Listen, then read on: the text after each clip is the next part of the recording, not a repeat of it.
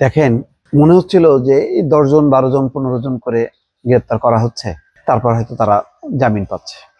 ঠিক আছে, জামিনের হিসাবটা অন্য, কিন্তু কম না। কিন্তু 10 মাসে এখন পুলিশের পক্ষ থেকেই বলা হচ্ছে যে 3000 আওয়ামী লীগের নেতাকর্মী গ্রেপ্তার করা হয়েছে 10 মাসে।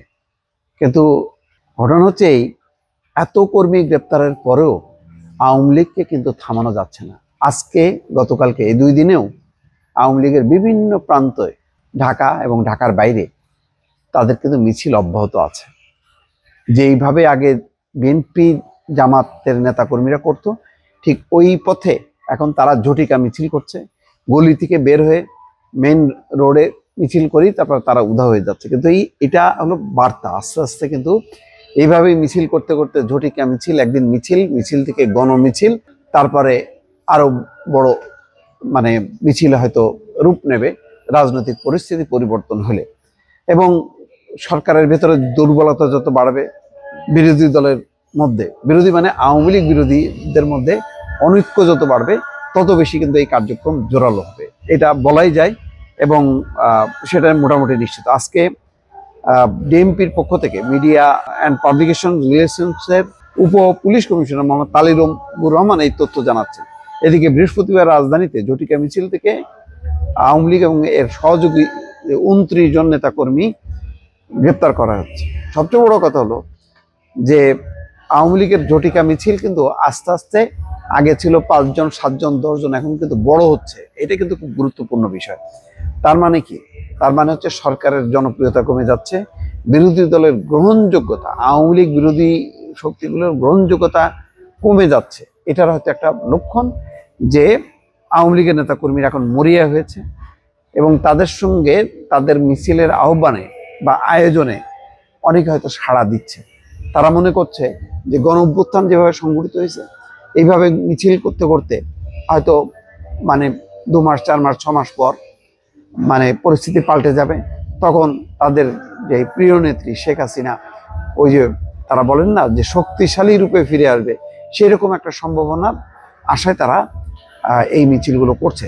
তবে এটার কিন্তু একটা, আমি বললাম যে ভিত্তি আছে। কারণ এই মুহূর্তে তো আওয়ামী লীগ বিরোধী যেই শক্তিগুলো, তাদের মধ্যে তো কোনো সমন্বয় নেই, বিরোধিতার চরমে, মুখোমুখি অবস্থান। অন্তর্বর্তী সরকার আইন শৃঙ্খলা পরিস্থিতি নিয়ন্ত্রণে সম্পূর্ণ ব্যর্থ, একথা সবাই অনুভব করছে এবং সবাই যার যার অবস্থান থেকে দেখছে যে সরকারে কোনো শৃঙ্খলা নেই, নিরাপত্তা বলতে কিছু নেই। তারপরে চাঁদাবাজি, রাহাজানি, যা সবগুলো কিন্তু বেড়েছে। এই কারণে সবার ভিতরে এক ধরনের মনোভাব যে তাহলে আওয়ামী লীগ দোষ করলো কি? আওয়ামী লীগ তো ভালো ছিল, একচেটি একটা শাসন ব্যবস্থার, তাও তো একটা জবাবদিহিতা ছিল, কন্ট্রোল ছিল। এখন তো কোনো কিছুতে কন্ট্রোল নেই। এই সমস্ত চিন্তা কিন্তু আস্তে আস্তে বাড়ছে, এই অবস্থানটা তাদের বাড়ছে, আওয়ামী লীগের জনপ্রিয়তাও বাড়ছে। এবং শেখ হাসিনা সর্বশেষ যে বক্তব্য দিয়েছে, এই বক্তব্যটাকে কিন্তু ফেলে দেওয়া যাবে না। তাদেরকে যদি অংশগ্রহণের সুযোগ দেওয়া হয়, আওয়ামী লীগের বহু নেতাকর্মী মনে করেন যে তারা সরকার গঠনের মতন আসন পাবে। আর যদি আসন নাও পায় সরকার গঠনের মতন, শক্তিশালী বিরোধী দল হিসেবে তারা আবির্ভূত হবে। এখন অন্তর্বর্তী সরকার বা বিএনপি জামাত হয়তো সেই ঝুঁকিটা নেবে না। সেই ঝুঁকিটা যদি নিত, তাহলে তারা দেখতে পারত যে এই মুহূর্তে তাদের যে জনপ্রিয়তার পারদ 1 বছরের মধ্যে কিন্তু নিচের দিকে নেমে গেছে। এইটা হলো আওয়ামী লীগ বিরোধী রাজনীতির একটা অত্যন্ত শোচনীয় একটা ব্যর্থতা বলা যায়।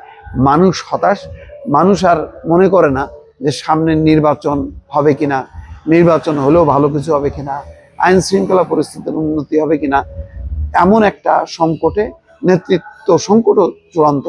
তারেক রহমান আসার পর নেতৃত্ব কিভাবে দাঁড়ায় সেটা পরের কথা, কিন্তু এই মুহূর্তের মানুষের মনোভাব হচ্ছে সাংঘাতিক রকম আওয়ামী লীগমুখী এবং একেবারেই সরকার বিরোধী এবং বীতশ্রদ্ধ রাজনীতির উপর।